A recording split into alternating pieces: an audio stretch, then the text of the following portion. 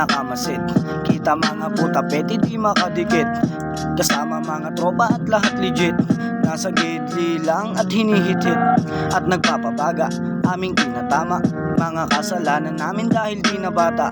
Gustong matamasa, buhay ng malaya, kinukwento ko lang parang telenovela. Mga inggit di makaisa, galawan yung pang bitch, eto dik o sige buka. Mga bibig ng talangkang puro lang puna, di yan uubra kasi wala na akong pandama. Manhid na ang mata habang natatawa sa paligid kong balot ng marahita, pero walang talab, mga nagkukupal, sarili lang naman nilang sinasakal.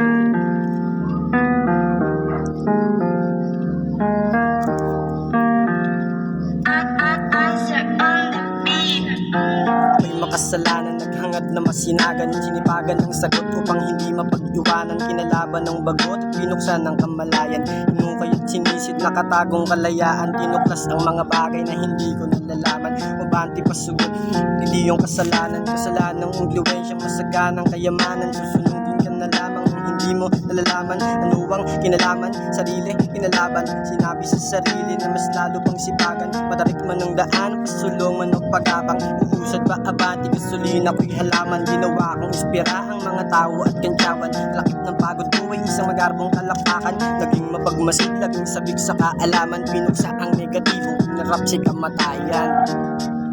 Yeah.